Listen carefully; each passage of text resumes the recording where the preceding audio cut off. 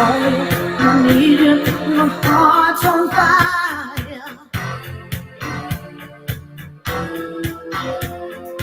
Come to me, wild and wild.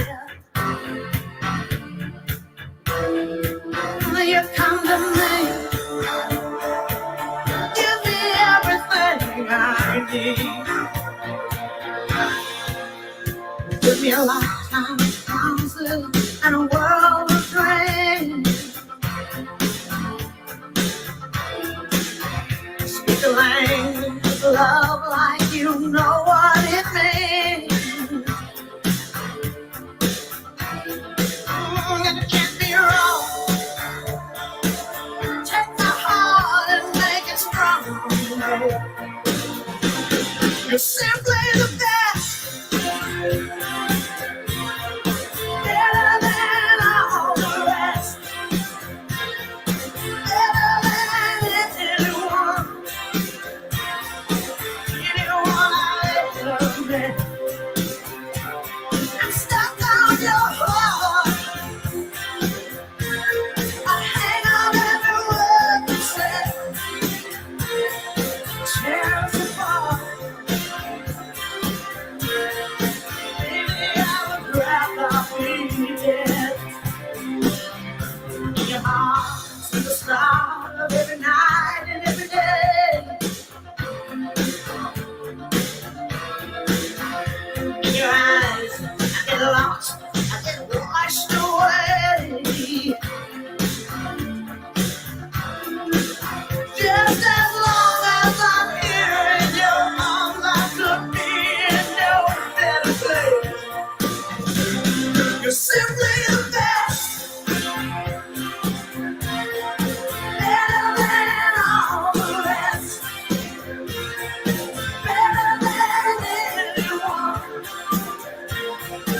Anyone I ever met. Ooh, I'm stuck on your heart. I hang on every word you say. Oh, tears apart. No. Baby, I would rather be dead. Each time you leave me, I start losing control. Walking away with my heart and my soul. I can feel you leaving when I'm alone. Oh, baby, don't let go.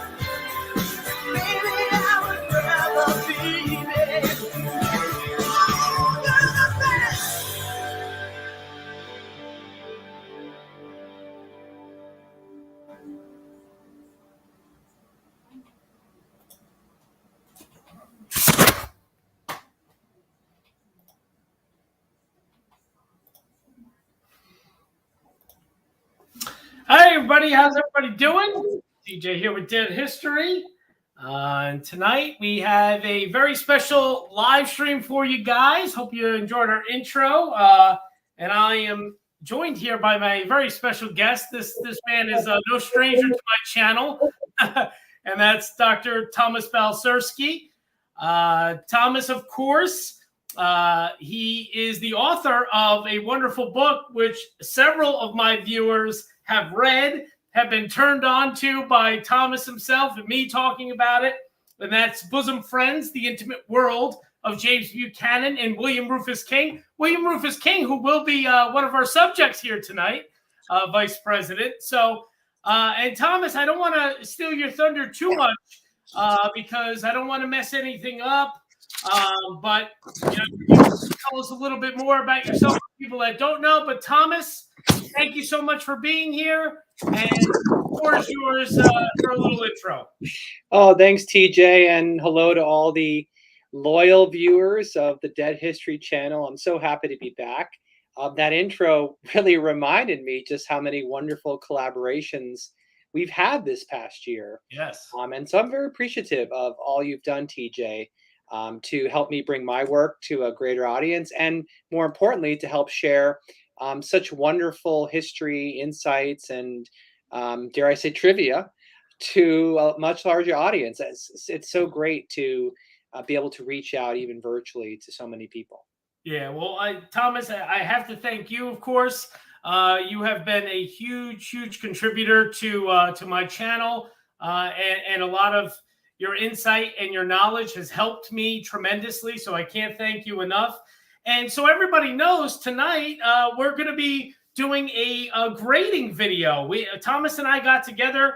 We did a grading video with the presidents, and now we're doing it, of course, with the vice presidents. So tonight we will be grading all of the U.S. vice presidents, just so everyone knows, so everyone kind of can understand how we got to these grades. Thomas and I discussed it, and you know, of course, a large part of this is going to be based on their vice presidency and what they may have contributed and that sort of thing. But we're taking a lot of other things into play here.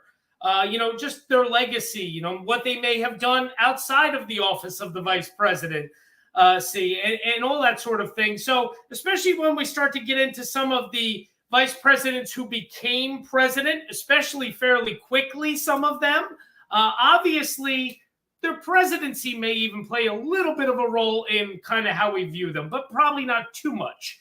So it's not just specifically only their time in office as vice president. It's kind of all encompassing. So just so everyone knows how we got to these grades.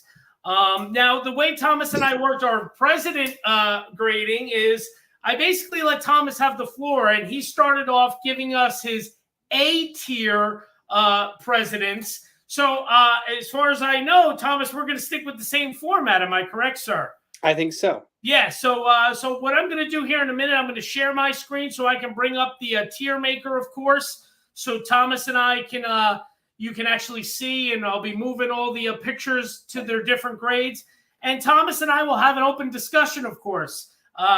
Thomas did send me kind of a preliminary grading that he had, but I'll be honest with everyone, including you, Thomas. I looked at it, but I didn't really look at it too in depth because I kind of want to be surprised here and see, you know, I didn't want that to sway my decision at all. So we will see how many we agree on. So without further ado, let's kind of get into this.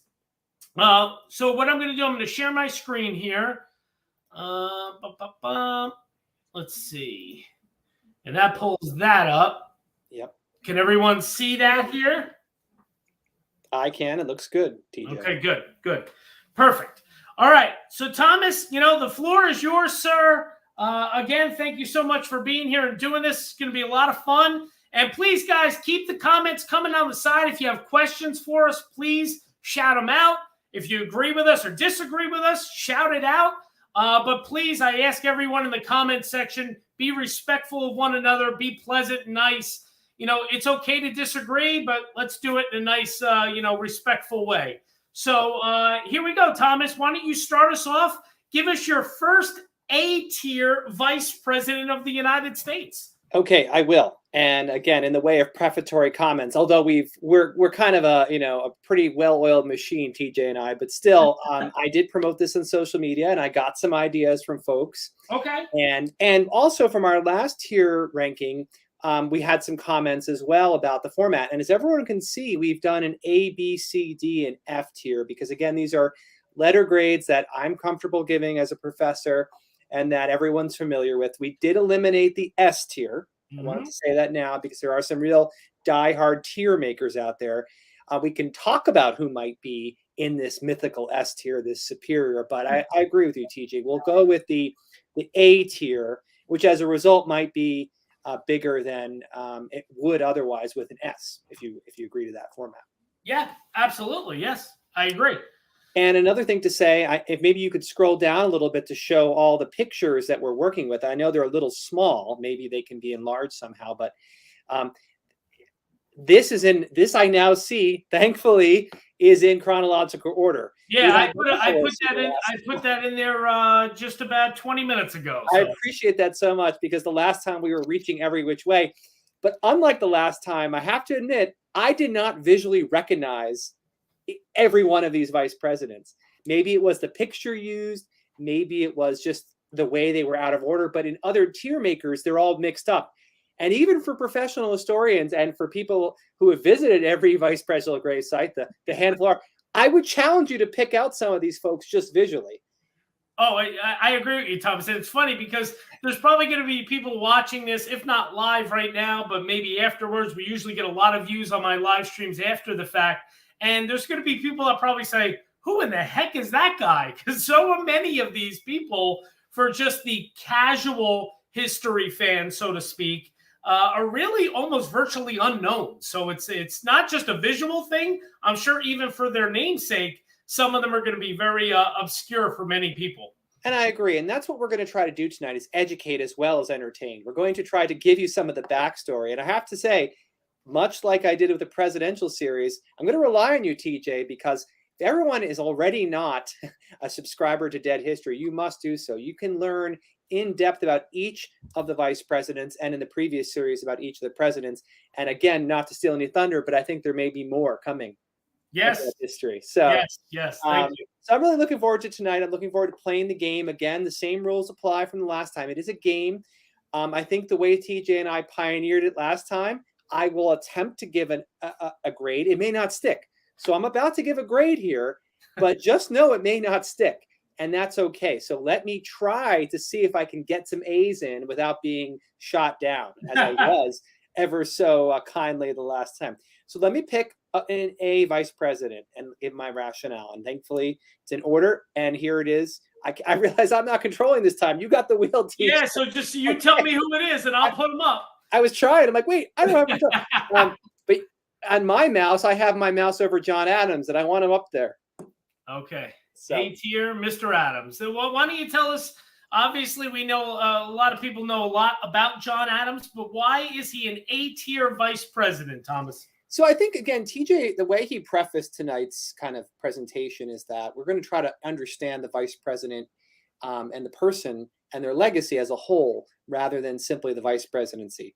And one way to do this ranking, I think, is to say any vice president who then became president is inherently in another category, because then you have a whole legacy that's beyond their vice presidency. And I think to succeed from vice president to president is a massive undertaking, one which was only done a handful of times, and we can count them as we go along here. And statistically, I think I was reading a book that some of my social media followers may have seen that I posted, called Ranking the Vice Presidents. Yeah, I saw only that. a 16% chance, according to this excellent book, that a vice president will ever become president. Wow. It's a low chance. Wow. And so there's a number of statistics I'll be reading tonight, and one of them is about that very thing. So the idea that a vice president becomes president and that the first vice president became president was really powerful to me. And John Adams, I think, is someone we know more about now as well, because of the excellent work that's been done in him by so many historians, but most popularly by David McCullough. And the John Adams miniseries on HBO gives you the view of John Adams as this patriot who we need to better remember, from his days really leading up to the Revolution, his work during the American Revolution, his work as a diplomat, and then coming back and, frankly, taking a little bit on the chin and having to sit there for 8 years in the shadow of George Washington and to hold the dignity of the office. Now, there were some times where Adams misstepped as vice president, including perhaps most famously where he wanted to bring almost a royal title to both the presidency and the vice presidency. So he had some pretensions, I think. But the thing is, he worked it for 2 terms. He held the dignity of the office. And as we'll be talking about, there are so many vice presidents who are scandal-ridden and corrupt and don't have the dignity of the office first and foremost. That's not John Adams. I mean, he had almost a rigid puritanical view of what public service meant, steeped in character and honor. And so he, I think, set a kind of bar that's very rarely matched among vice presidents. And then again, to have a political life after his vice presidency, to become president, and then to really gracefully retire. And then, this important correspondence with the next vice president, Thomas Jefferson. He stands out to me as sort of setting a model and template. And I've written about in other works about why the pick was so significant as well. You have Washington, this great military leader whose political experience was not very well established. Adams was sort of a kind of a pure politician. He didn't have the military experience. He had diplomatic experience. He had experience in the Congress. So he also balanced Washington's, I think, deficiencies. And that's primarily because the vice president, as conceived at the Constitution, was a legislative position. We'll be talking a lot about these early vice presidents, about how they presided over the U.S. Senate and how that was their primary responsibility. We'll be judging some of them based on how well did they preside.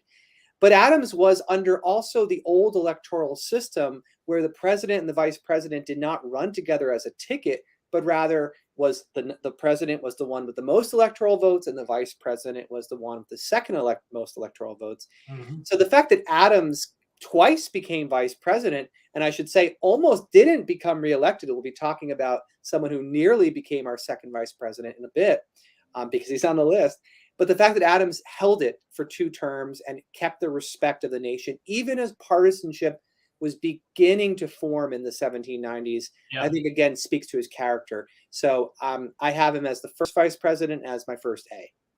And it's that's very, very well done on your part. I really don't have much to add. One thing I do know, I think it was something like 29 or 30 tie-breaking votes that actually he cast while he was vice president as presiding over the Senate. So very involved and very hands-on vice president for sure, especially being our first. And I think he did. I think he set kind of a precedent, and he also made my A tier. So I have no disagreement here so far. So we can agree here, and we can move on to our second vice president if you wish. All right, and I appreciate that because we might get contentious now. So the fact that we even had one in common, I'm happy to say. Now, moving along chronologically, I think what I'll do then is pick my A's in chronological order. So if I'm skipping over someone you had as an A, that's an indication that I'm not choosing them as an A. Okay. That we could debate it at that point, or if you wish, we could debate it once I've ranked them, say, lower. Okay. So my next A, and this is one who I think is unfortunately forgotten by so many in American history, but was pivotal in so many ways, is going to be George Clinton. Okay. So and then this is one of those like who, which, yeah. But we know, but he's our fourth vice president, so we have him up there. Excellent. And one of the reasons I think Clinton stands out as an A, again, in the whole character is, go back to his politics in the pre-revolutionary and revolutionary moment. He defined New York state politics. I mean, he was the first governor of the state of New York.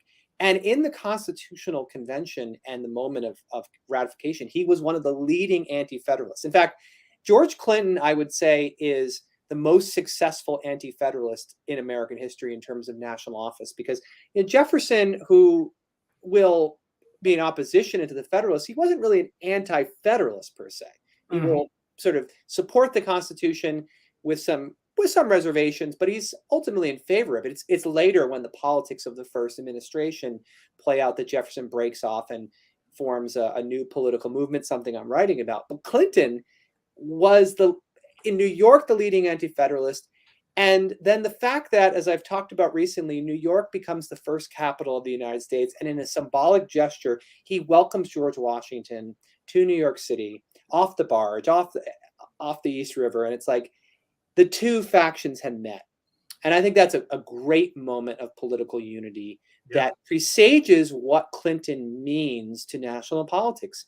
He could be someone that, again, balances the ticket. He was twice elected vice president under two different presidential administrations. Yep.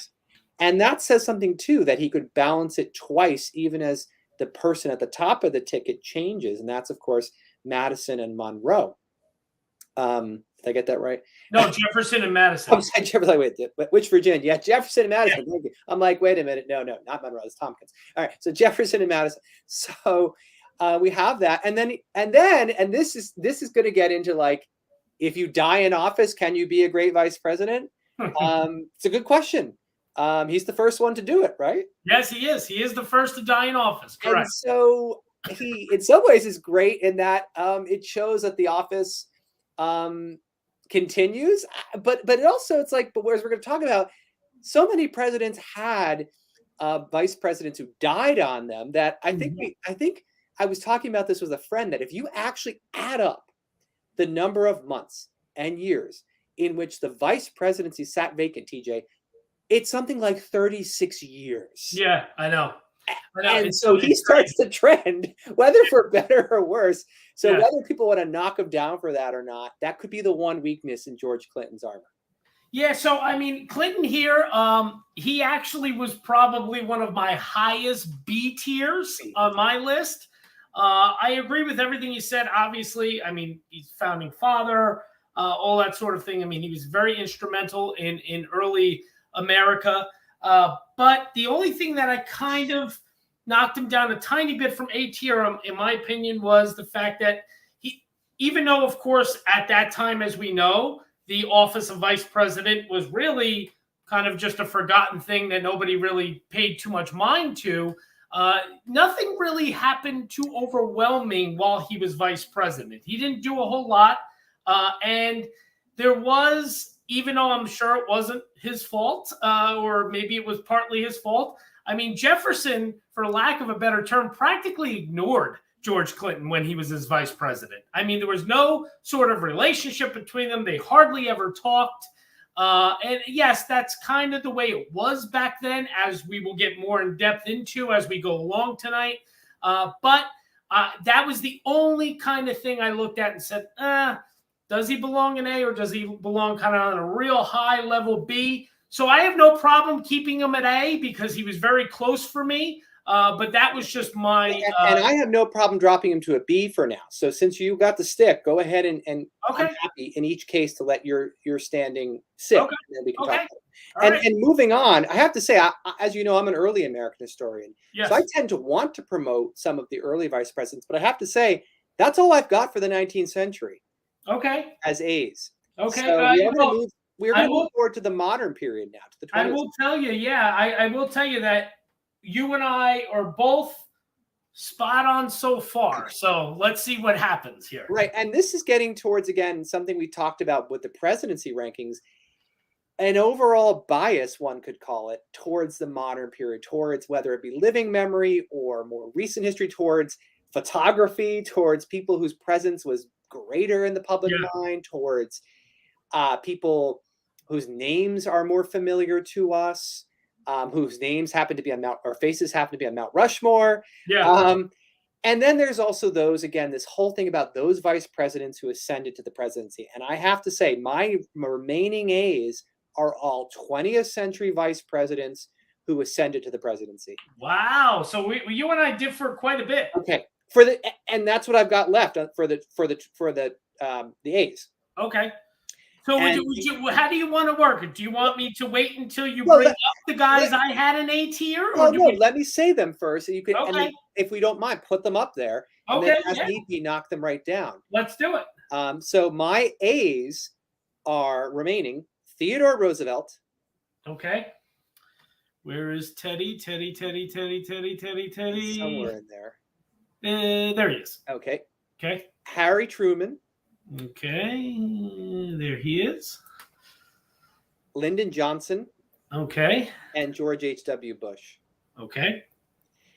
So why don't we start with... Yeah. Why don't we talk about each of them? Sure. Yeah, why don't we start with Teddy? Because that is probably, to be honest with you, out of those ones that you have, I will tell you this.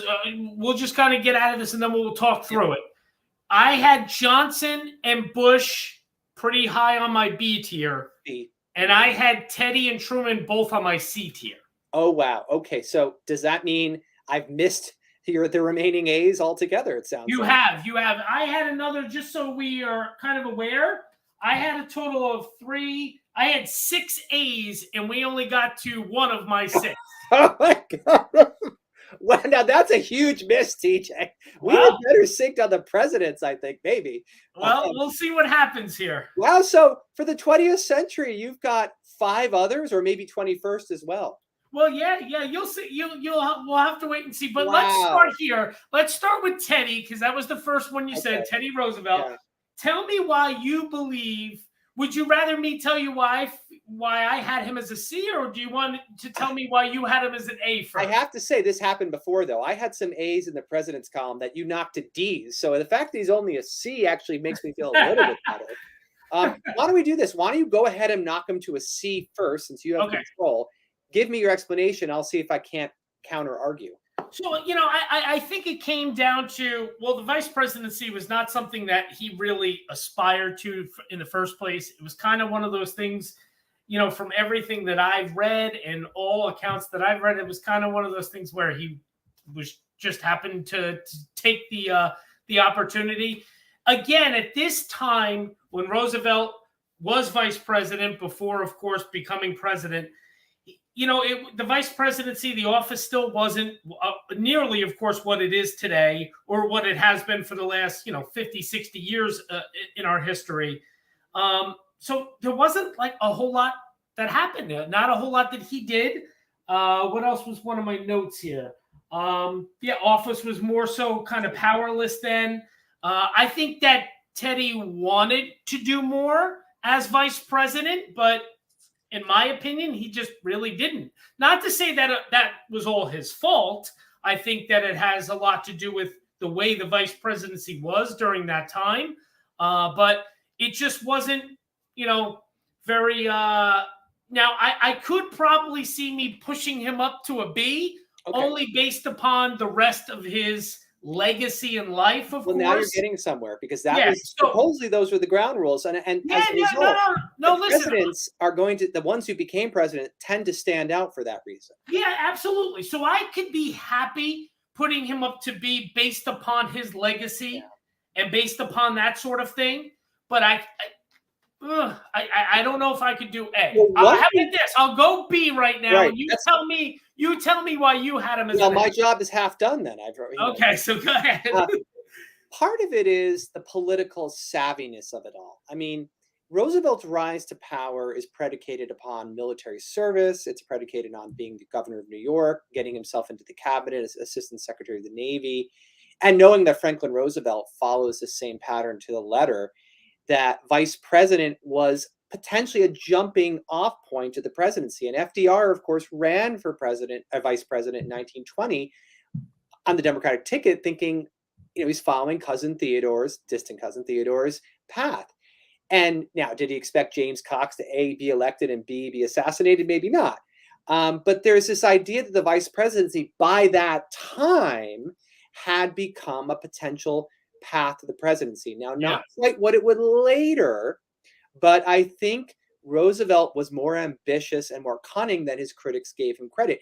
People like Mark Hanna, McKinley's handler, said, he predicted, now that damn cowboy's one heartbeat away from the presidency. Oh, yes. And so Hanna was concerned about this because it is proximate to the office, but we can't get away from the history that McKinley's assassinated and that Roosevelt does ascend, and he does so vigorously and is considered a great president. And it changes the modern presidency as a result. Did he change the vice presidency? No. In fact, someone I had as a B, and whom we both agree upon, I think is a good vice president, someone who showed up, by the way, folks, in that initial video with TJ and I at his gravesite. If you can pick them out, bonus points. Maybe his predecessor actually pioneered the modern vice presidency, but then Roosevelt takes sort of command as the second term of McKinley. And I think had Roosevelt been able to play out the vice presidency, he's only in there for less than a year after all. I then wonder if he would then stand out. So there's also a little bit of an element of what would have happened And I think that could cut both ways. Some of our vice presidents who didn't even last 2 months, we're going to probably have them lower. But with Roosevelt, I think he gets the benefit of the doubt. So I don't know if that gets him an A, but I'm glad he's at least a B, TJ. Okay, so I think we can agree there. So I'll give that. Now, Truman. Now, again, I will say this. Let me just, because I had Truman as a C as well. Okay. And again, I based a lot of my C leaning toward, first of all, he was only vice president for 3 months. I mean, literally. And not that it was his fault. This was very much more so FDR's fault. But he was really left in the dark on so much.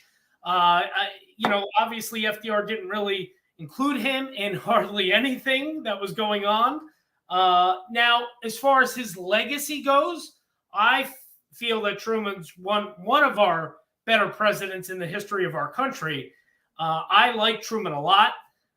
So I'm fine moving him from C to B, but why don't you tell me why you have him at A? All right, I have less. I guess I have less work to do because you didn't drop him down to C initially. So maybe we're finally on the same page, TJ. I like this. Look, the argument you made is actually, it's a smart argument. I'm going to try to make maybe an even smarter one. Okay. The fact that Harry Truman was able to step in as soon as he became president and lead the nation through World War II and to make the toughest decisions to end World War II suggests that the greatness was there. So we're trying to give him an A for his 3 months. There's no justification for that. It gets back to the whole, his presidency was great. He was one of my top 5 presidents, and he was in our A tier. So I can't argue any more than that, TJ, and that if we don't rank the ones who became great presidents as A's, I have no argument here. Yeah, no, I get it. And again, I think that it definitely, we have to incorporate that fact. And I agree with everything you're saying.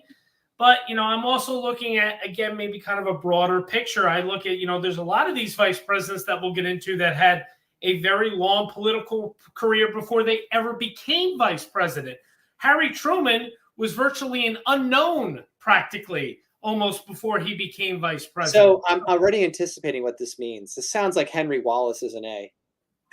For Henry Wallace is an A on mine. And see, I was thinking about that this whole time. I had him as a B. I think we missed the memo here because a lot of I think your A's are my B's, and it sounds like a lot of my A's are your B's. So, okay, and that's okay. You know what? We can. How about this? I think we can come to a fair compromise right now. You had 4 guys up there in A that I had either B or C. Yeah. How about we take 2 of those and keep them in A, and 2 of them we put to B? Well, look, then I think you have it right because Roosevelt and Truman served the shortest of those. Of course, Johnson doesn't get the full term either. But HW, I mean, actually, this to me, he stands out as the vice presidency was better than the presidency. 100%. And whether that's true of John Adams as well is an interesting point. And what John Adams and HW also have in common is when they become president, immediately succeeding a 2-term president, neither is able to get that second term, losing out to 2-term presidents in their own right, Jefferson and Clinton. So I have to keep HW there for specific reasons that have to do what the 1980s was about. But, the pattern to me is the same with John Adams. Yeah, I agree. And I would say, in my opinion, at least, Adams, no doubt, his vice presidency was better than his presidency. I think his presidency was not very wonderful at all. I think you could even argue, some people argue you would give John Adams' presidency almost a D-level grade. So, I mean, I think that Adams, same as H.W. Bush, I think their vice presidency was much, much better and greater than their presidency was. So I have no problem. H.W. Bush was a high B for me. Yeah. Johnson was not a high B. He was a B. And the only reason I will tell you this is because, one thing I will give Johnson credit about is he did work very closely with Kennedy, but Kennedy wanted Johnson to be very involved. Kennedy was pretty shrewd in that respect. He knew the kind of pull that Johnson had with a lot of people on both sides of the aisle. So I think that Kennedy definitely wanted that involvement to be fairly heavy and great on Johnson's part. So I have no problem keeping Johnson and H.W. Bush at A tier, and we'll keep Teddy and Truman at B tier. I think that's a good compromise. All right. So then should I give my Bs and then you'll tell me those who had as A, or do you want to, I mean, because that's how we had done it before. Yeah, let's do that. Let's see what you had as B here. I have a pretty big B list. C is my biggest category, but B was second. Yeah, B is pretty extensive for me. Okay. So I probably close to 9 or 10 here. So yep. All right. Well, I even had more than that. So I can go through this rapid fire, and we can, if you think that works, or do you want to go through each one? And yeah, let's do rapid fire. We'll do them in order of rapid fire. We'll put them up in the B, and then we can see if we agree or disagree. And you maybe put them chronologically as well. Yeah, absolutely. So we kind of keep. All right, great. Daniel Tompkins. Okay. And again, another unknown for many folks. So we'll have to try to understand who he even was. Martin Van Buren. Okay. Hannibal Hamlin. Where is he? Here's someone. It's like, who even is he? There. Okay. Got him. A favorite of ours, Garrett Hobart. Okay. Man, we already disagree. See, I want to say that working. I will tell you, we disagree on all of those so far. I can't wait. All right, Thomas Marshall. Okay, where is Marshall? He's trying to get a good cigar somewhere. That's him, right? Yes, exactly. Another unknowable, but you got him. Henry.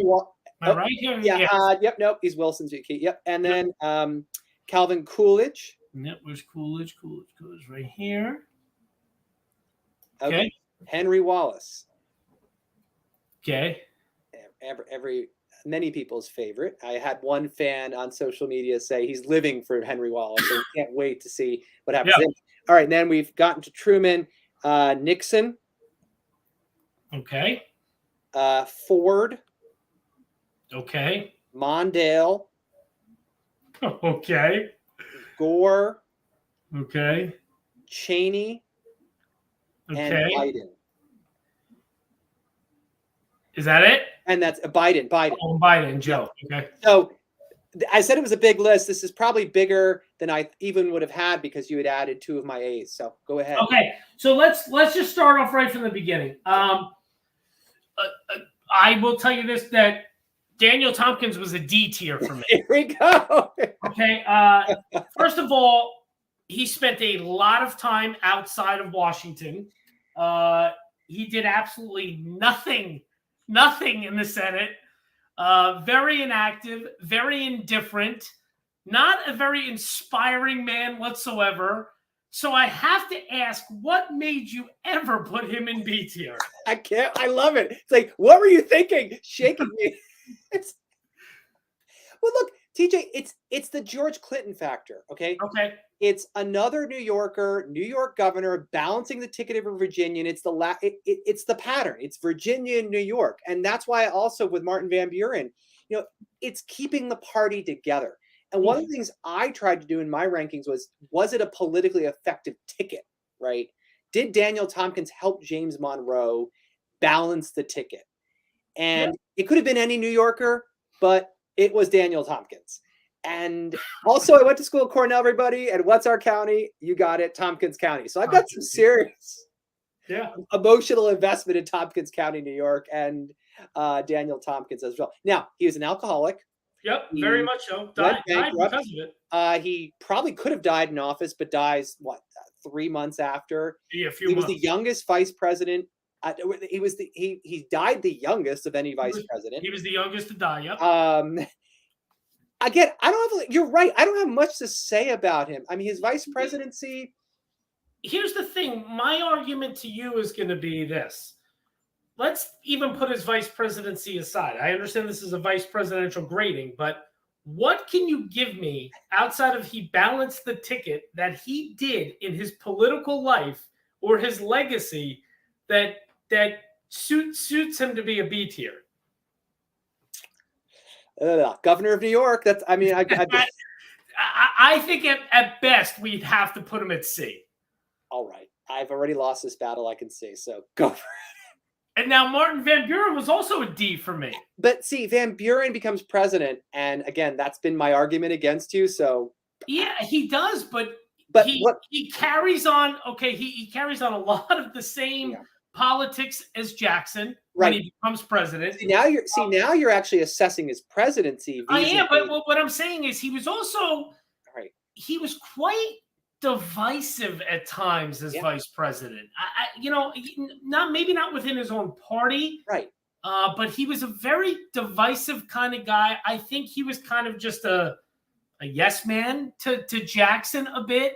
Well, the reason why Martin Van Buren, I think, is higher than that has to do again with political ascendancy. He pulled off the John Adams. He was the next leaving Jefferson aside for a minute, but that's So Jefferson we could talk about, but Adams, Jefferson, Van Buren have that in common. But to me, Van Buren is more of a pure John Adams in that it's of the same party, whereas the Jefferson VP to me fits in the fluke category pre-12th Amendment.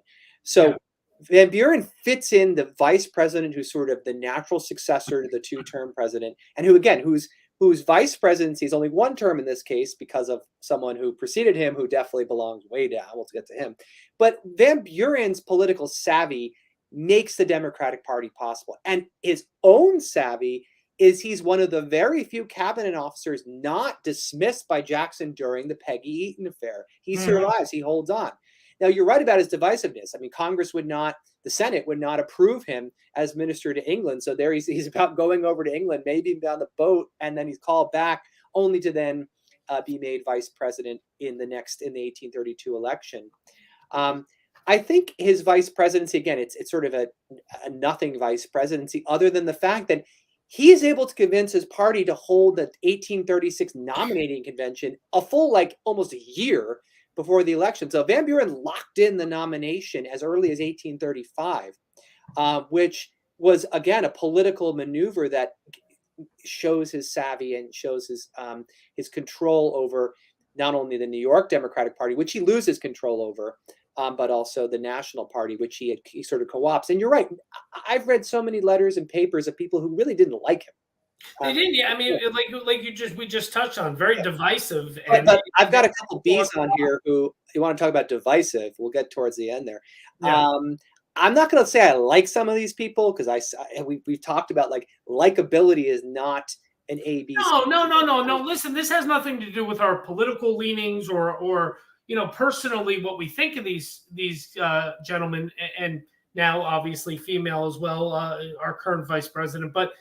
It's to me, I will concede to the fact that I'll keep Van Buren at B because I'm definitely going to have to move a couple of these other guys. And you know what? As I've learned, TJ, it's easier to get the 19th century people my way with you. So I'm just going to let them. Fine. I'll do that. Now, the next guy, Hamlin, I had him as a C. And the only reason I had him as a C is because the only argument I can make for him being a B is the fact that he actually voluntarily wanted to be a part of the Civil War and enlisted. And I think that's pretty honorable of him. But as far as anything else, I'm just looking to see that's just, I mean. I'll say it this way, TJ. He is the most abolitionist of any president or vice president ever elected. Yes. For the war. I agree. He's probably the only true abolitionist ever to achieve high office. I agree. So I think. We'll leave him right now at B. Right. I think. I mean, I'm making some of my arguments are kind of stretching, but Hamlin seems like a morally upright individual. Absolutely, 100%. And again, knowing the tragedy of who replaces him. I was just going to say, you look at his successor. It's some of these, they just look better based on who follows. Yeah, no, I agree. Now, so, go ahead. The next guy. So Hamlin, I can keep. I'm fine with that. Yeah. The next guy I had as an A, and I'll tell you why I had Hobart. Here we go. Tell me why Garrett Hobart, whom no one watching tonight has ever heard of, unless they're diehard Dead History fans who watch our amazing collaborative video. Tell me why this guy should be an A, TJ. Because, to be honest, he, more so than almost anyone else for the time, really kind of started to change the office of vice presidency, in my opinion. I mean, he was actually a very close advisor to McKinley. He was very involved. He was very popular while he was in office. He's another one that died in office. You and I know that. We touched on that, of course, during our video. This is a man that attended cabinet meetings. A lot of his predecessors leading up to this time, that was unheard of for the vice president. So I think he just played more of a major role, more so than a lot, or probably the majority of his predecessors before him. Up to that point. Agreed. Up to that point, of course, yes. And I think that definitely has to be taken into consideration. Also, every account or most accounts that you read, he was a very likable person. People got along with him. Like I said, popular in office. Obviously, there's the famous story when McKinley wanted to fire, what was it, Secretary of War, I believe, at the time. Right. He didn't want to do it, so he sent Hobart to do it. And Hobart did it, and there was really no big backlash. I mean, Hobart had that kind of way about him to deliver that kind of news and make it kind of cordial and okay. And I think there's just a lot of factors that go into the fact that I would give him more. I'm going to give you the A as long as you can tell me what his nickname was around Washington. Ooh. Because this is covered in your video, so I'm actually asking the expert. In fact, it might have been the title of one of your videos, I think, on him. Man, see, it might have been the part 2 title, everybody.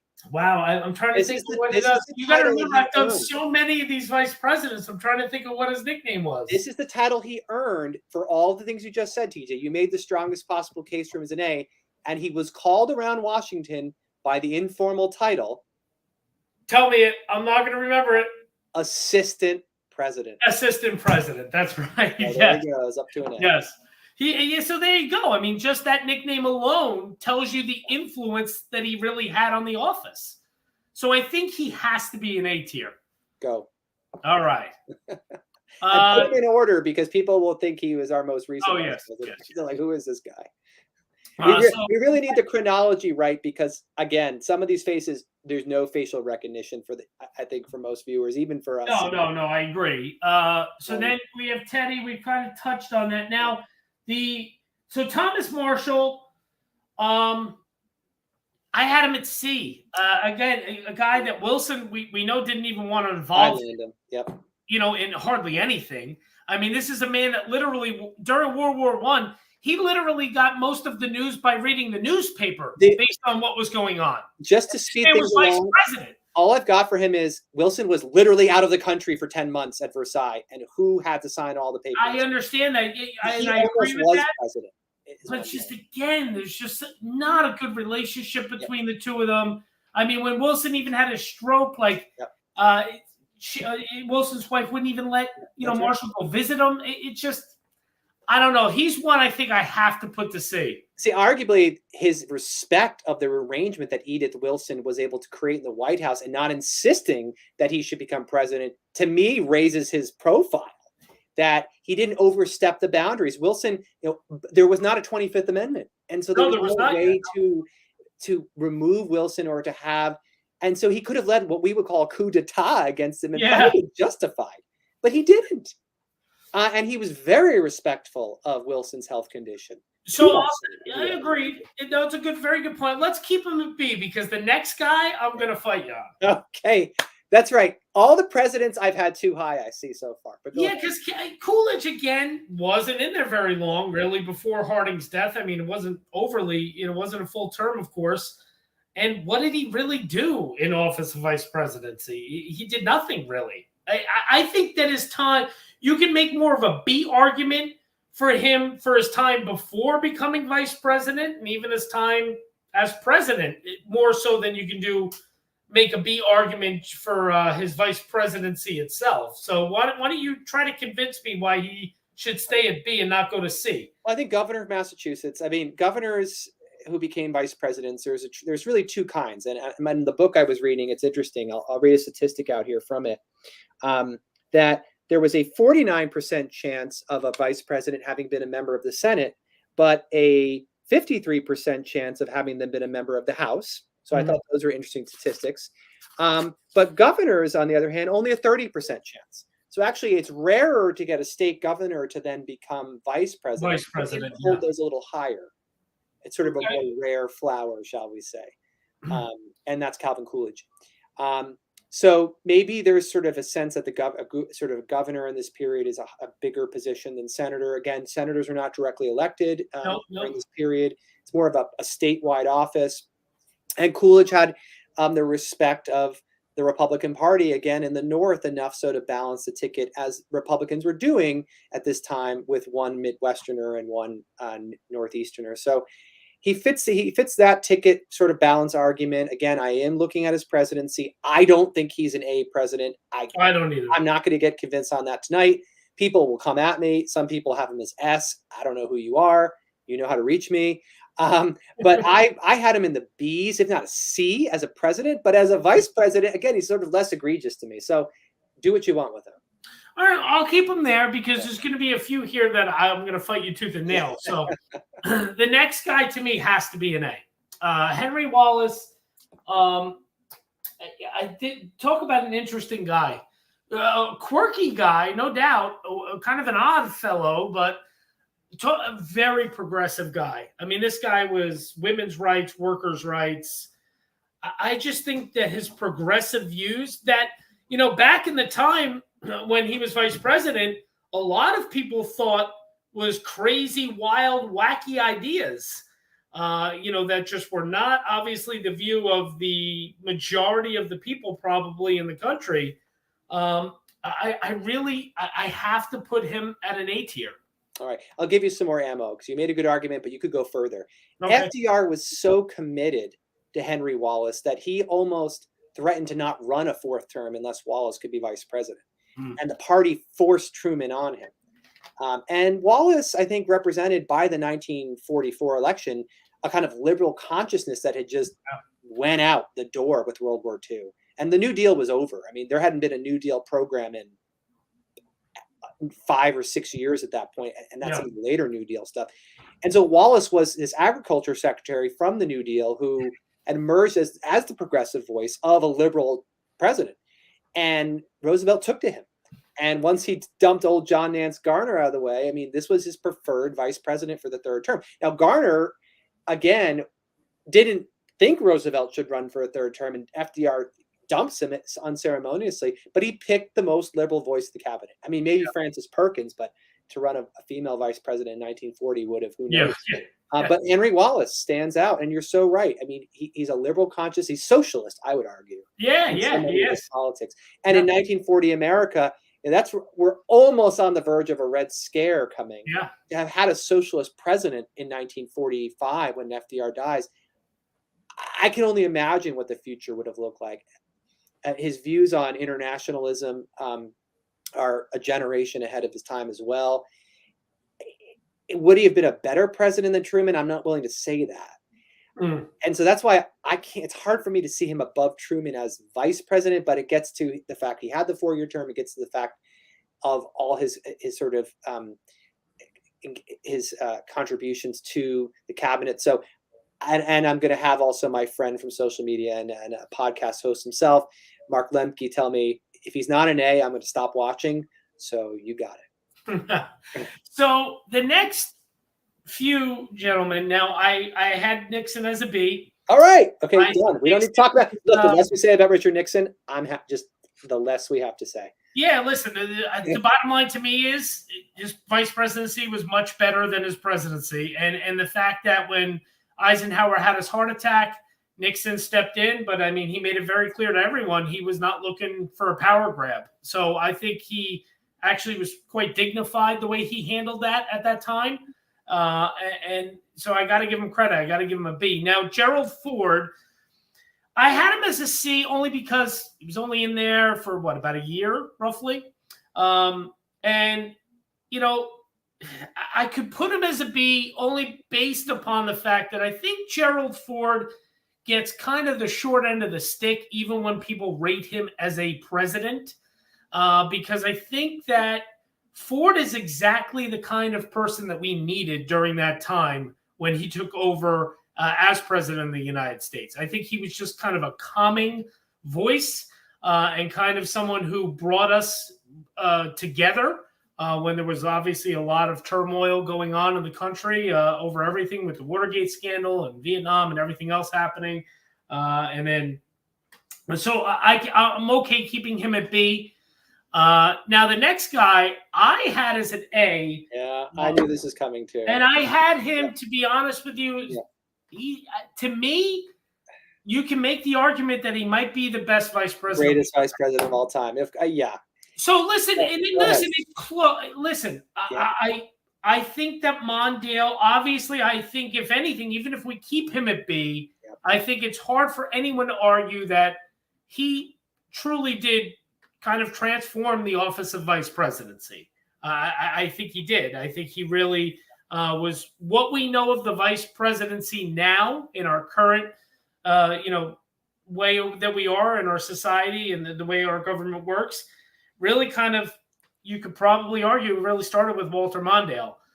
So tell me why you wouldn't put him at A. Is there an argument to not put him in an A? That's a harder one to make. I don't know if I can not have him.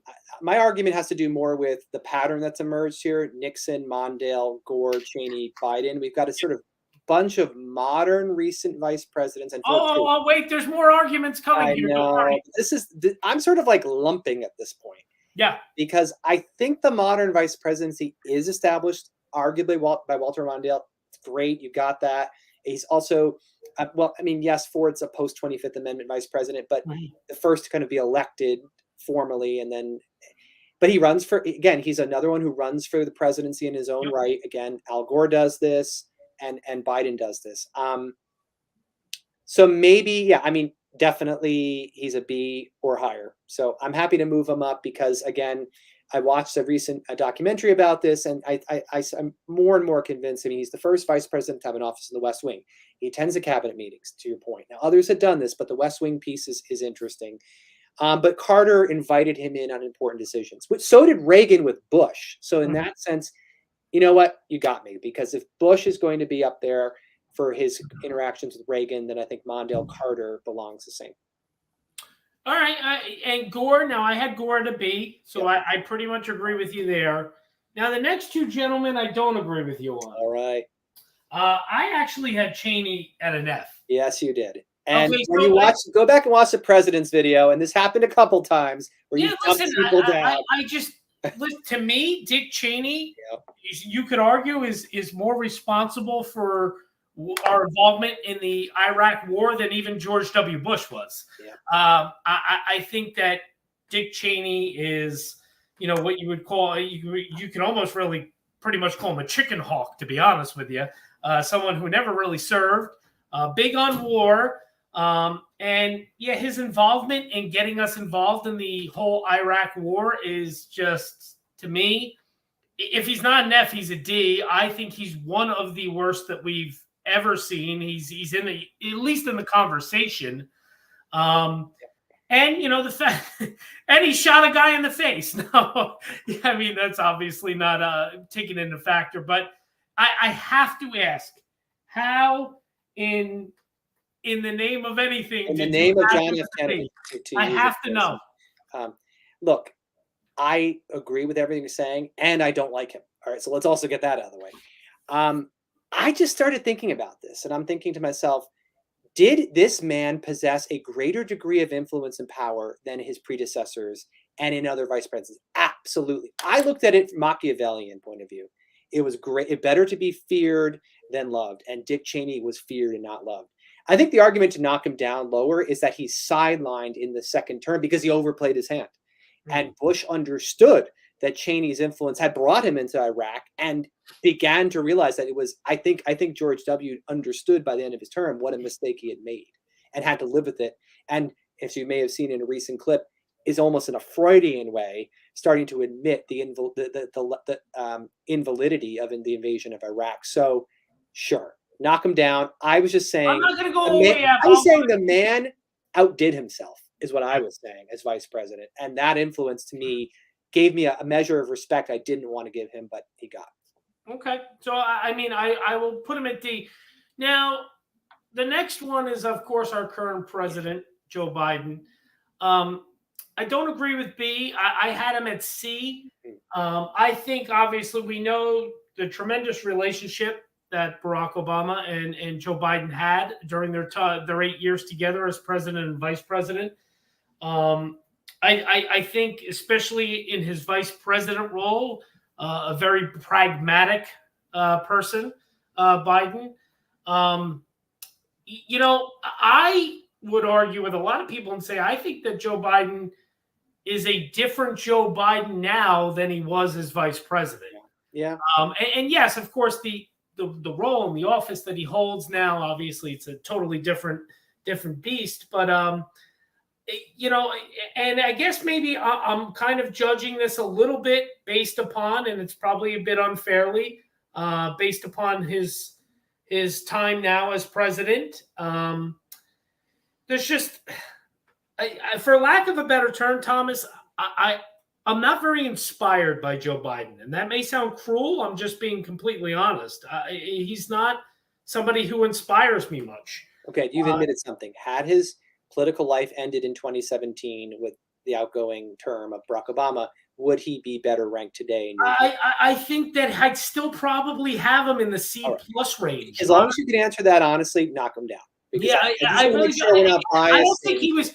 I don't think in any way, shape, or form he had a poor vice presidency, but I don't know that I would put him in the likes of a George Clinton or a Harry Truman as far as his vice presidency or his legacy. So that's tough because he's one of the few 8-year vice presidents up there. The only other one is Al Gore. Al Gore. Yep.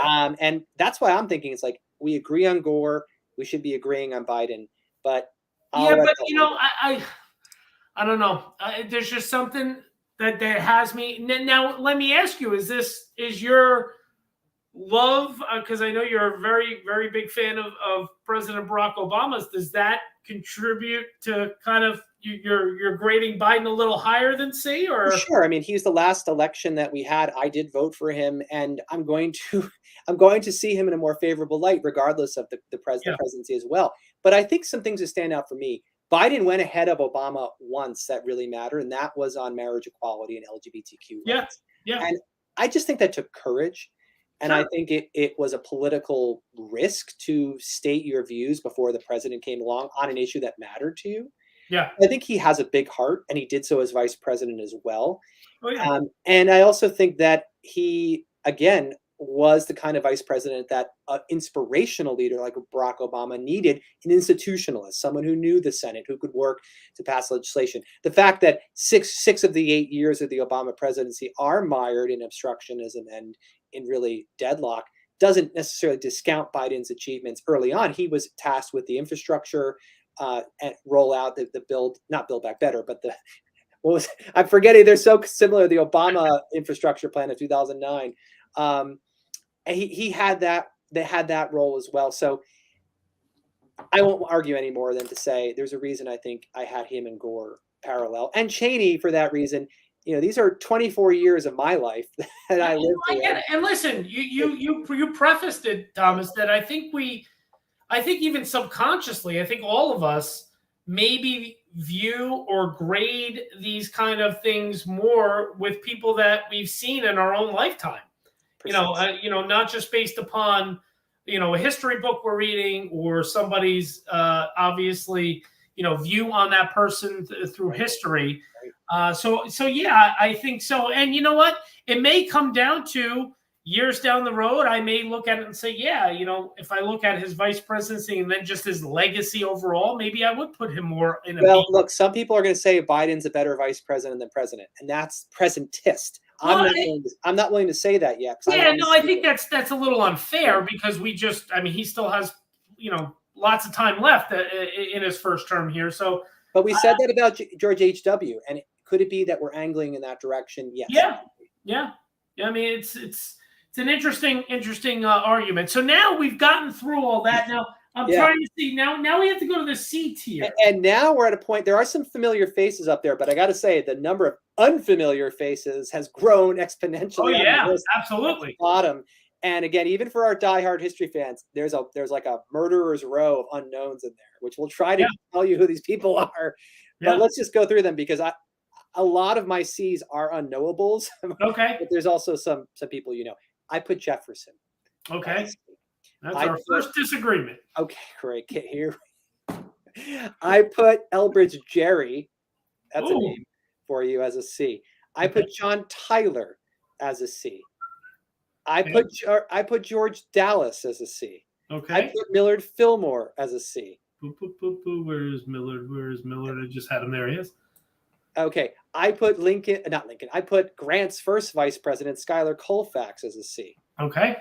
Some other people. Now we have, let's see, I can barely make them out. I see Henry Wilson. Yep. And then I see William Wheeler.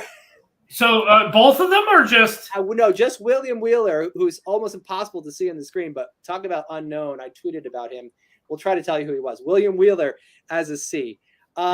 Moving down the unknowable Republican vice presidents, Benjamin Harrison's vice president. There's a fan out there on Twitter who's going to tell me the most important man to ever live, Levi Morton, is a C. Adlai Stevenson the first, one of our many bald vice presidents, a C. The tallest vice president, according to my book, coming in at 6'4", Charles Fairbanks is a C. Where is Fairbanks? Fairbanks. That's Fairbanks, right? Yes. Moving on to other vice presidents who are a C. I know John Nance Garner is in there somewhere. He's right here. Okay, he's a C. Let's see. Alvin Barkley famously dies. That's TJ covered that well in a Dead History Trivia. He's a C.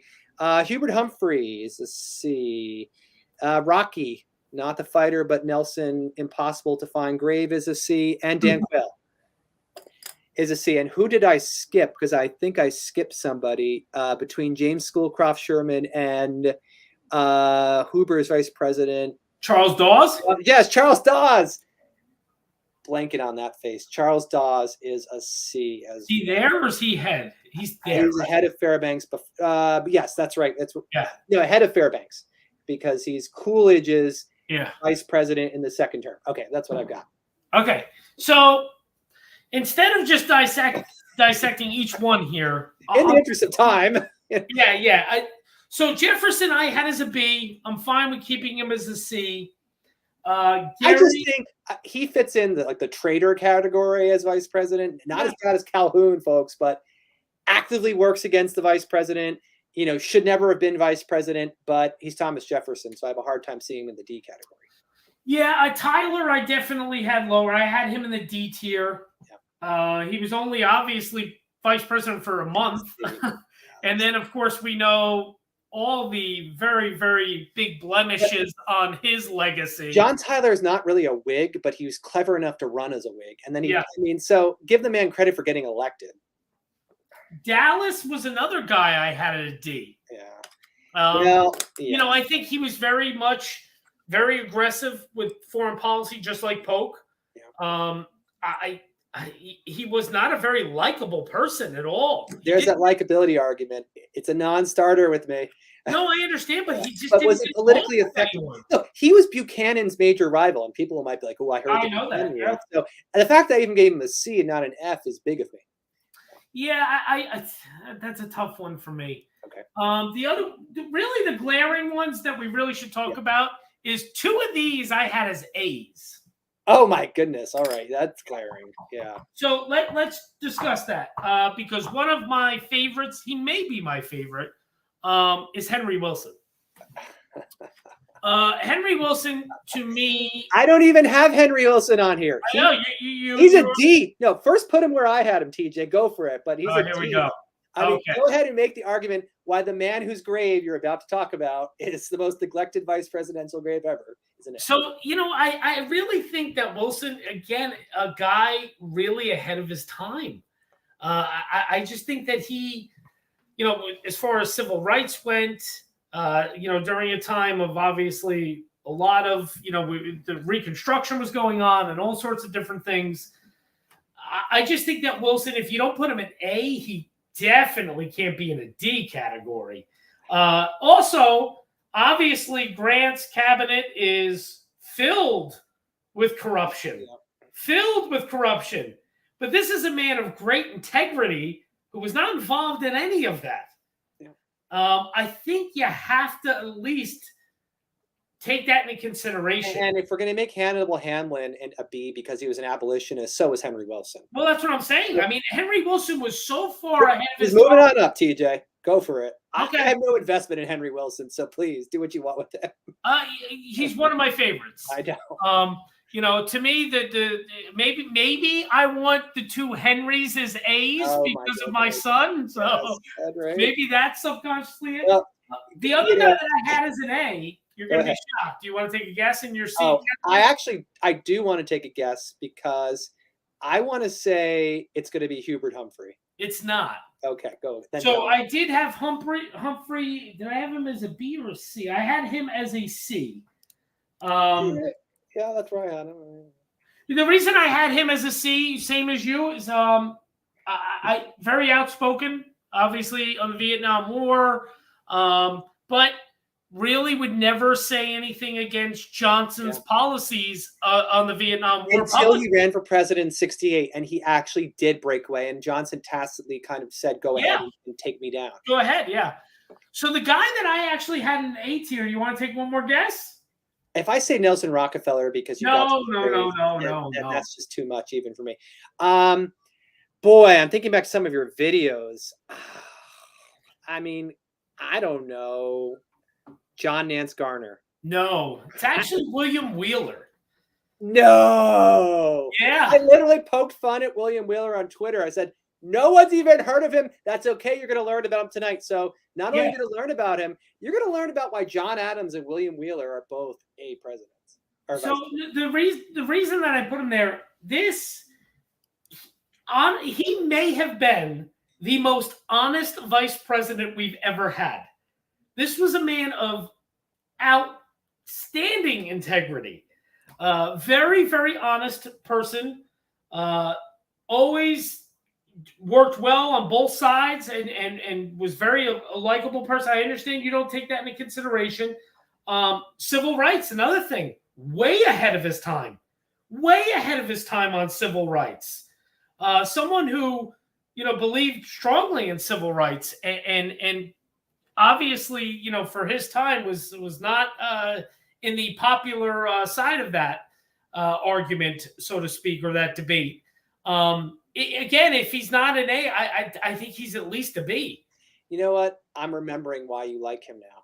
And it's coming back to me. He was featured in Profiles in Courage, wasn't he? Yes, he was. Yes. That's so it. Kennedy. That's it. Hey, John F. Kennedy liked him. So, Kennedy profoundly had a lot of respect when he read more and learned more about William Wheeler. He thought he was a man, again, like I just stated, of great integrity. So I think the integrity thing, especially when we look at our present day political scene in this country, and there's so much divisiveness.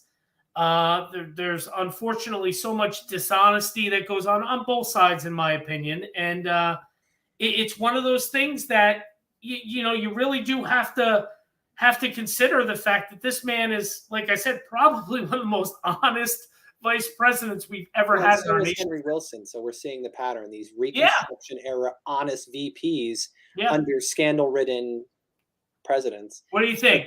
Put him to B? Yeah, I have to. I'm sorry. Yeah, because then the argument for Henry Wilson gets stronger as well.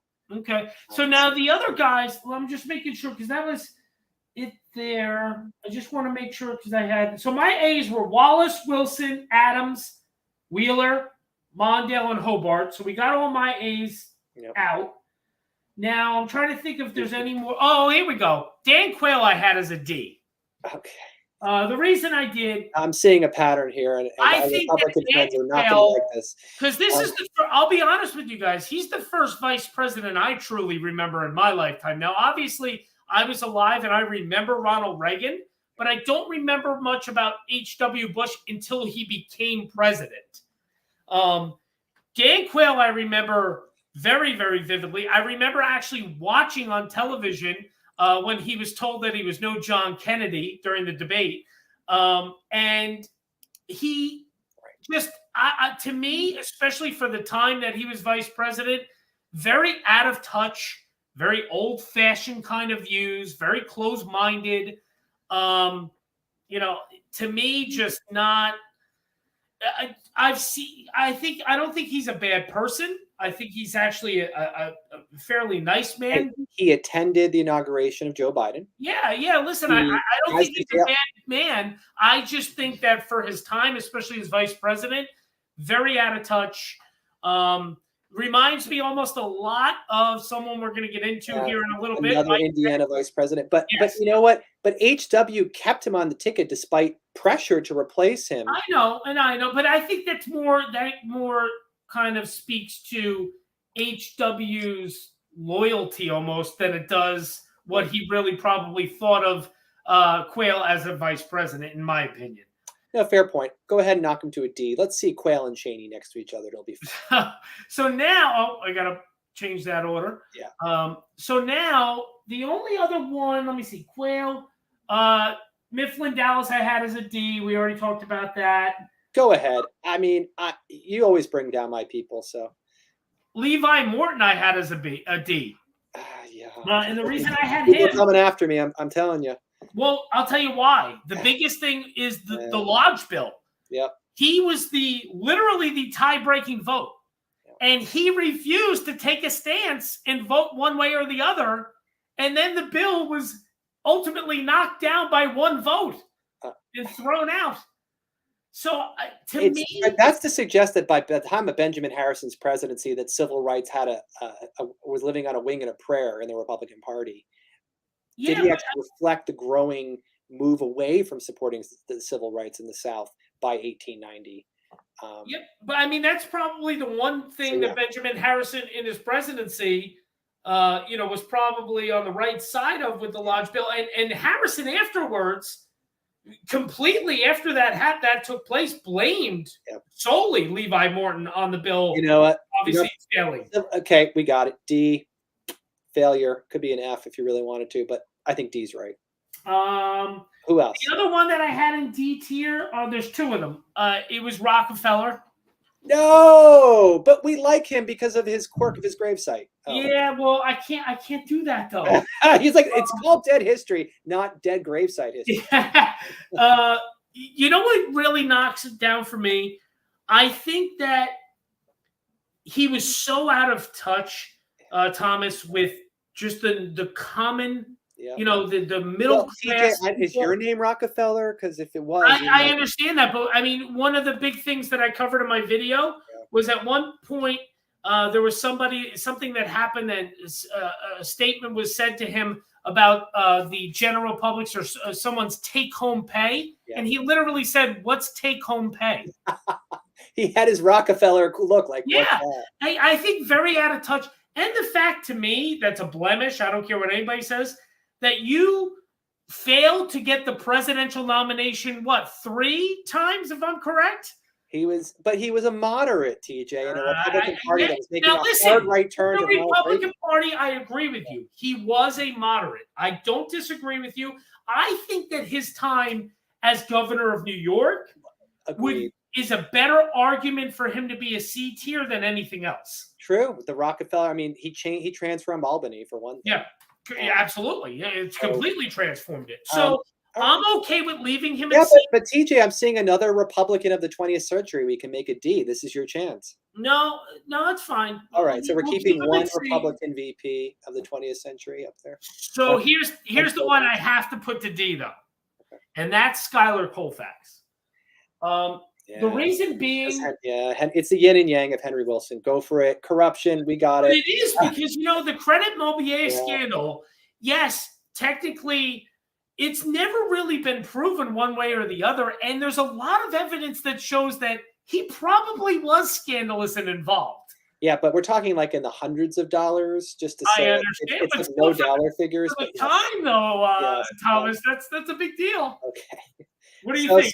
Colfax, another Republican vice president, knocked down here. I'm sorry. I'm sorry. They're not faring well, these Republican vice presidents. So all the rest, I had a couple of them at B, I know, but I'm fine with keeping them at C. Where'd you have old Millard? Millard Fillmore I had as a B. Oh, I don't know if I can accept that. Yeah, no, I actually did have him as a B. Oh, boy. Very active in Congress. One of the things, too, as vice president, he was against the expansion of slavery out west. Right, except, well, okay, but when he becomes president, he just says, do what you got to do with the compromise. I understand. But again, you said just as well as I did, we can't judge what they did in the office of presidency for them. Miller is such a D as a president, but I was trying to give him some hope as a C. I agree with you wholeheartedly. So I'm fine with leaving him at C because I think it's close. Yeah. Let me think. Who else I had? Alvin Barkley. Give me the death argument. The greatest death of all time. No. I had him as a B only because of sentimental reasons. Yes. And it wasn't even just the death thing. It was also the fact that the Veep nickname was actually founded by his grandson, believe it or not. So I found that to be really kind of fun. But a guy, if you go back and, either read something or watch my Dead History video, everyone, a guy who did not see eye to eye with Truman on a lot of things. He didn't. So, yeah, I'm fine with leaving him there at C. Okay. Who else do you want to know about? Elbridge Gerry. I had him, I believe, at a D. Yeah. I had him at a C. Oh, good. I mean, dying in office. The reason I had him at a C, he wasn't there very long, died in office. Really didn't do much, to be honest. But. So just so our viewers don't get confused, let's move Dawes over in his order. Where's Dawes at? After Fairbanks. There he is. Oh, okay. Other way. Oh, this way. Put him up in time. Now we got him in the right spot. There we go. Okay. Well, let's do the rest of the D's then, if you're ready. Yeah, let's go. Let's go with the D's. Richard Mentor Johnson. Yep. John C. Breckinridge, and that's being generous, but you'll probably argue me. Shocked. You're going to argue me on that. Thomas A. Hendricks. And Chet Arthur won the 1-2 punch in the other reverse order, probably. And then let's see, Charles Curtis. And this could be the controversial call of the night, Mike Pence. Okay, so let's dive in here. So D's. I actually had Tompkins at a D. I had Quayle at a D. I had Mifflin Dallas at a D. I had Tyler at a D. Yeah. I had Hendricks at a D. Okay. So I agree with you on Hendricks. I had Van Buren at a D. We already discussed that. Morton, Rockefeller. So, yeah. Oof. Yeah. So I actually had Richard Mentor Johnson. I actually had him as an F tier. All right. I mean, we're going to get to some real Fs here.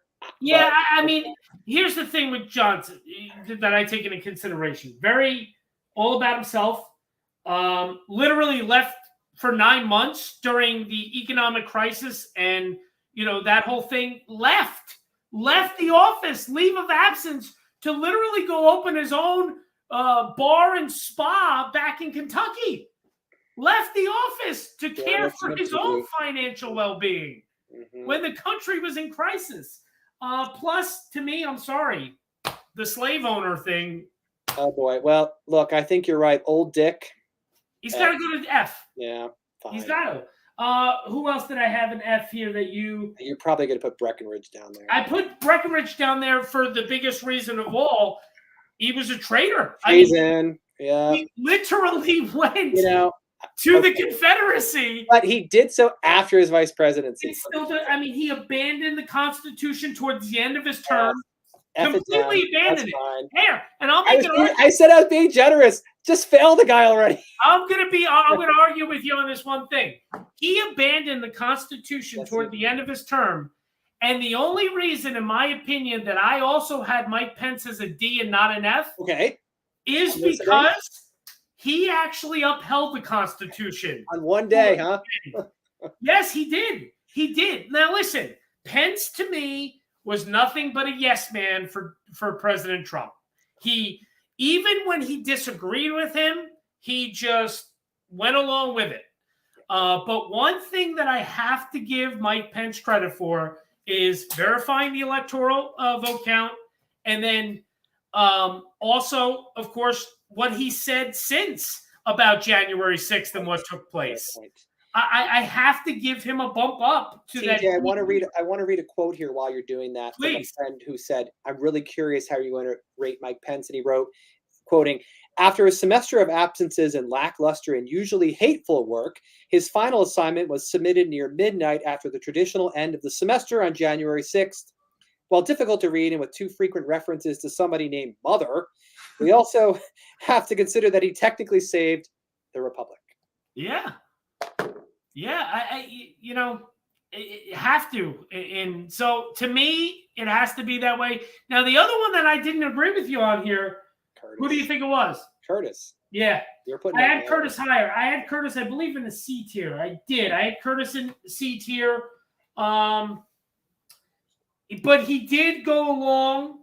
The only reason that he did go along with a lot of Hoover's bad policies. He did. He did. But, you know, I guess I give a little bit of, I guess I have a little bit more of a soft spot. The fact of, you know, Native American, very, very, you know, big on his heritage and his culture. First person of color to serve in that high of an office in our nation's history.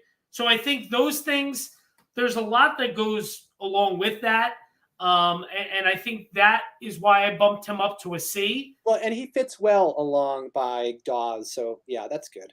Dawes, Okay. Curtis, Garner, fine. Was he? He's right. He's after Curtis. He's right here, right? No, one more. Right here. Yeah, There you go. So, all right. All right. So all the rest now we agree with. Now I'm trying to see here because my F tier. And you need to move. Let me think. You need to move Levi Morton past Thomas Hendricks for ordering. Yeah, that's helpful because these people, it's like, who are these people? Okay. So now the F. Wow, look at that jump though. Benjamin Harrison to George H.W. and the D's. That's a century jump.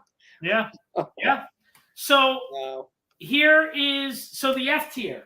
Now, yeah, and we got to put all the rest of them in the F tier. Well, we probably are getting yelled at because they're thinking, where's Kamala Harris? People, we should have said this. We're not ranking her tonight. We're not ranking her because she's in the middle of her term, so it's not fair to do so. Now but hold on, TJ. Before we go to that, I actually had James Sherman as a D. I should have said that earlier. Let me see. I think I did too. So if you want to move him up between Quayle.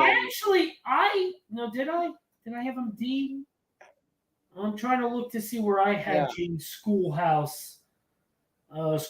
Sherman. Where did I have him? Yeah, he's another kind of forgettable. You know what? I had him higher than that. I had him as a B. Oh, here we go. Okay, one last argument. I can't wait. All right, good. We're going to argue over Taft vice president. Sherman, I think good balance to Taft. Him and Taft got along very, very well. Okay. All right, but very pragmatic. A total non-contributor, though, in the 1980s. Yeah, but very pragmatic, though. In his role as vice president, a very pragmatic vice president. I know. That's the high-level bullet. So you had him as D, correct? Yes, I did. Let's just meet in the middle because I had him at B and we'll go C. Okay, I'm glad we didn't put him as an F then. So where is he here? He's right here, right? Yeah. Correct? No. Yeah, I'm right. Yep. And also the last vice president to die in office. That's true. And on the Dead History Channel, folks, that matters a lot. Okay. So now let's see our Fs. Let's see. I'll tell you. I'll just read off my F list. I had Dick Cheney, who we put in D. Yeah. I had Calhoun, who we both agree on. Out of order, but yes. Yeah, I know. We're gonna put them in order. Okay. I had Breckinridge. Yep. I had Spiro Agnew. We agree on. I had Aaron Burr. We agree on. I had Richard Mentor Johnson.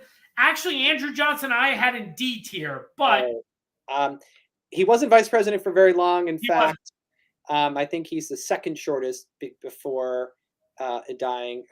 Tyler Johnson, William Rufus King. But the one performance he had to make is his inauguration, and he was stone cold drunk. He was. It was shameful and disgraceful. Yes. And I have nothing else to say about him except he was drunk at his own inauguration. I agree. That was one of my points. So let's just start, just so some people, I think this is something we do have to spend just a couple minutes on. Why each of these are an F, because we agree on all of them. Why is Aaron Burr an F? Boy. Well, I know, and the TJ, going back on your videos, because as everyone goes back and watches his vice presidential series, he did not do a video on either John Adams or Thomas Jefferson because he covered them under the presidency. So we have the very first of TJ's videos of Dead History with Aaron Burr. And if I'm not mistaken, the very last was Spiro Agnew? No, last was actually Nelson Oh, Rockefeller. Nelson, right? Okay, so right, so the very first one that you had to do was an F, and you probably were like, "Why am I doing this? If this is how they're all going to be." But again, the operative word is treason. Now that actually comes after his vice presidency. It does. But I think from the very start, you've got this sort of pre-12th Amendment world where it's the first vote getter is supposed to be president, the second vote getter is going to be vice president. Now, Aaron Burr, who Hamilton despised and who, as we will now all know, is Hamilton's murderer in a duel, was so devious that once it became clear that the whoopsie had been made on the election of 1800 with Jefferson and Burr in a tie, Burr will scheme from that moment forward till the day that the Electoral College finally comes to a resolution 34 ballots later to become president and to actually take the spot from Jefferson. And it just, the discord that's created between Jefferson and Burr is irreconcilable. So one mistake that's sort of unforgivable is Aaron Burr's failure. And then, of course, he is a great scoundrel. I mean, at every possible level, killing Alexander Hamilton, possibly, most likely, trying to create an independent republic in the West, indicted for treason only because of the technicality of not having a second witness, as he found not guilty. Yeah, absolutely. I couldn't agree with you more. Now, John C. Calhoun, probably a man, I mean, maybe you could argue Andrew Johnson, but if you're going just based strictly on vice presidents who did not become president, probably the most racist vice president we've ever had in our nation's history. Would you agree? Intellectual racism. He took racism to a refinement in terms of his argument and his discourse that has never been done. I mean, he might have made the most coherent argument one could make. And it's, to read it now, it's like it's just wrapping itself around logical fallacy after logical fallacy, but it's in this highfalutin 19th century discourse. He was the sort of revered figure of Southern politics. And when the Civil War happened and when the Union Army did finally invade South Carolina and destroyed Charleston, a Union soldier supposedly remarked, "This is all Charleston, all the South is the graveyard of John C. Calhoun." That it was his intellectual sort of ingeniousness, you might say, to cleverness, his sort of his ability to just turn one eye the other way and take the argument of slavery into what he called a positive good. That set the nation on this path that in 1865, when one looked back, could say it rests largely on John C. Calhoun's shoulders. Yeah, I mean, as you said, a positive good. You know, I believe he elaborated more, said that slavery was not only a positive good, but needed. Yeah. So, I mean, very much Southern beliefs and, you know, really on the wrong side of history as far as. And if you look at our FTJ, of them, 5 of what I'm seeing here, of our 7 were slaveholders. So Yeah, there is absolutely. Now, this one I'm surprised about. So a man that you're very familiar with, Thomas, because you wrote the book, literally, and that's James Buchanan's vice president, William Rufus King. I was waiting for this moment. We've been doing this for an hour and a half, and now I have to defend my failing, but this is the person who's the second major figure in my own book. Yeah. Well, I had to give James Buchanan an F, so I'm sorry. So is William Rufus. There's no way getting away from it. Go watch the presidential video, and as I gave Buchanan my F, I knew I'd one day have to give William Rufus the F. And that's not even talking about the actual circumstances of his vice presidency, which are a failure in the sense that here's a man who never should have been vice president. He was far too sick to have been in the ticket. He was dying even as he was running. In that sense, that's why the James Schoolcraft Sherman's interesting, but he at least had been vice president for most of his term. Should never have accepted it. He also, again, sets the first. He's like the most exceptional vice president in American history. He's done so many things that no other vice president ever done, and not in a good way. Yeah. Never serves, never even steps foot in the Capitol as vice president. You know, people blame me for making William Henry Harrison an F. Well, the same logic applies here. Yeah. Yeah. He's a failure to launch. The only vice president or president to ever be sworn in on foreign soil. My book here had 6 firsts for him, and it's like, wow, he really broke every mold. Yeah. Not in a good way. Yeah. So now the next guy, I mean, everybody pretty much always has him as an F when you and rate Breckenridge and Johnson presidents. could switch those two because. Oh yes, of course. What do I do? So what is the reasoning for good old? We'll start with Johnson because I started on him. Why Johnson? It's like, I mean, Burr, Calhoun, Breckenridge, traitor. Yeah. All three almost to a T. I mean, again, he was Buchanan's vice president. I studied him in depth as well and learned a little bit about it. He was again sidelined by Buchanan during his term. That's not unusual, but again, it's his post-Civil War. Oh yeah. Career. Yeah. Otherwise, he might be higher, but no. Yeah, he's, I mean, definitely a traitor. There's no doubt about that, which is very interesting. Now, Johnson, too, I mean, just based upon all of his views and beliefs. It's hard for me to make him even a D when he's an F president. This is where it's like, I have Truman as an A. I'm going to have Johnson as an F. It's hard for me to break away from that, I'll admit. Yeah. No, I agree with you there. And then Spiro Agnew. Watch CJ's video series. Even Henry said, I don't like him. Yeah. I mean, a man who literally resigned, only the second man to do so, the office of vice presidency, Calhoun being the first. Both of the men who resigned the office are on the F tier here. And interestingly enough about Spiro Agnew, it's people immediately hear, oh, it's the reason it resigned is because he was marred with all this corruption and scandal. And immediately people think, well, oh yeah, he was Nixon's vice president, so it was Watergate. It wasn't Watergate. It wasn't Watergate at all. It was basically taking handouts and kickbacks from his time before he was vice president, but actually still receiving supposedly some of that money while in office as vice president. So just a man who not much integrity at all. His character just very, very flawed.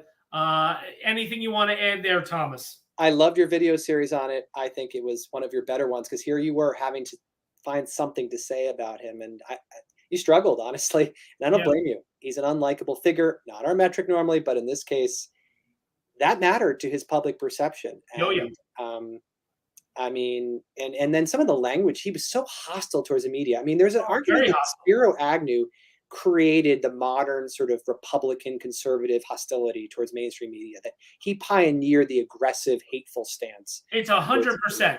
If anybody wants to look at, somebody like our former President Trump and the way he was toward the media and the fake news and all these things that he would say, Spiro Agnew was really kind of the founder of that.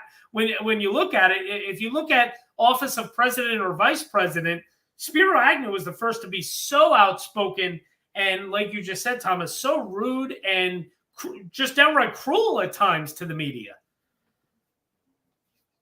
Wow, this is a list. This is not what I had printed, I'll tell you that. Well, there you go. There is the list. I'm definitely we're going to be sharing this on social media. Yeah. Let me stop sharing my screen. Okay, yeah, you can save it off for later. All right. So this was awesome. I love this. This is so much fun when we do these. Now, I'm sure there's some questions. I'm just going to scroll through just to see what we got. Yeah, please do. Let's see what we got here. We got a lot of activity. Let's see. Just some comments and stuff. Oh, we got definitely recommend Bosom Friends. It's a really good book. So there you go. And I agree with that sentiment. Awesome book. I want to hear the case of Spiro Agnew not being ranked at the bottom of this pile. Sorry, not in this stream. He was. Berg could give Agnew a run for his money. That's true. Here we go. Curious to know where Hannibal Hamlin, John Yates Garner, and Henry Wallace will be ranked. Well, we know that now. Okay, where do you put the guys who served so little time in office, I wonder? We kind of touched on that. It was a contributing factor, but, I call it the perennial question. And we did this with William Henry Harrison, and you're going to get skewered either way. So we tried our best, folks. Yeah, absolutely. Absolutely. And listen, everybody this is strictly just opinion. This is our opinion. This is Thomas's opinion. This is my opinion. We welcome people to disagree and have their own opinions. That's what the fun of this is. It really is. Now, let me just make sure there's no questions. Everybody kind of playing along, which is really cool to see. Oh, good. Great. Yeah, a lot of interaction here. So Just making sure. Any questions? Oh, here we go. We do have a question toward the bottom here. Who is your favorite vice president in each grade? Oh my God. Yeah. I said, well, I know we moved some down, but I mean, from my own tier, I'll go with John Adams for A. Okay. The B's, I don't know. I'll go with Al Gore, familiarity. The C's, oh God, some of these. I don't know, Hubert Humphrey. Okay. D, do I have to like You have to do a favorite. Willie. Chester A. Arthur, nice sideburns. And the F's, I mean, William Rufus, that one I can do. So for me, A, I would go Henry Wallace. Okay. B, I would go Henry Wilson. Okay. C, I go Thomas Jefferson. Yeah. D, I would go. Oh yeah, probably would go Chester Arthur. At least we know for president. I mean, and F, you know, I'm probably you guys would throw things at me, but I'm probably gonna go Aaron Burr. Oh gosh, I gotta stick with New Jersey. He was born in New Jersey. Well, in that case, Hobart should have been your favorite of all. Yeah, Hobart, that's true. But there you go. So here we go. Who is your least favorite in each grade? All right, we got to do it real quick. Oh my gosh, least favorite A. Probably the ones you made me put up there. Henry, I'll go with Henry Wallace just to be a hater because I didn't put him there. All right. B, Nixon. That's okay. We cannot like him. C, did Quayle survive? No. I'll go. I don't. Tyler, was he? Did we keep him there? Yes. Yeah, he's a Tyler. C. D, least favorite. Pence. Okay. And then least favorite F. I have to say, guys, if you don't hate him now, you will after you watch TJ series, Spiro Agnew. So mine in A would be George H.W. Okay. B, I would go Nixon as well. C, Tyler. D, oh man, I think I got to go Cheney. Because Cheney. And then F, it's a toss-up for me between two, but I think I'm going to go John C. Calhoun. Yeah. Yeah, because his favorite, likability, I think likability goes into favorite, maybe. Yeah, I think so. So, Thomas, this was great. This was a lot of fun. I always love doing these with you. It's funny because when I was finishing, probably halfway through my Vice President series, Thomas and I were collaborating, doing some stuff, and we said we definitely got to do a vice president grading as well. We totally did, and that means I know you want to preview what's coming on your channel. That means presumably you'll rate the grave sites as well. So yes, actually, probably I think it's going to be in 2 weeks from now. Myself and Kurt Dion, of course, the very infamous grave hunter himself. We're going to be doing a vice presidential grave site grading, just like him and I did with presidential graves. So that'll be a lot of fun. We'll be showing pictures of their grave sites and all that stuff. Another thing, just upcoming, so everybody knows. Everybody sees, of course, my Dead History shirt. Oh, yeah. I meant to say, you keep talking, but I'm about to Superman it, guys. Uh-oh. I've been waiting all night. Uh-oh. Dead History. I love it. That's great. This whole time I've been waiting. That is so cool. I love it. So just so everyone knows, these T-shirts that are available, if you go to TeePublic, I can always send the link out. We're about to, in the next week to 2 weeks, there's going to be a shirt just like this, but with all the vice president head thumbnails that we used for my vice presidential series. So it's going to be all the vice presidents around our logo. So that'll be coming up soon. And yes, we are going to be doing a Declaration of Independence signers series. I don't think it's going to start on July 4th. Might wait till more toward the end of the summer, but not sure yet. And there is a couple surprises coming up. I will tell you that there's a couple of presidents that I didn't do a good enough job. They didn't get their own video. So maybe be on the lookout for you Massachusetts fans.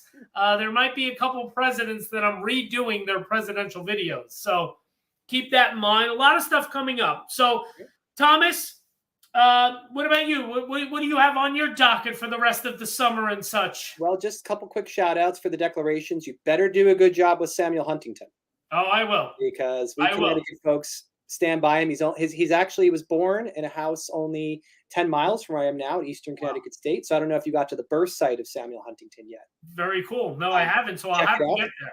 Might be a bonus visit. Yeah. Yeah, I mean, I'm really happy to say that next year I'll actually be a visiting professor.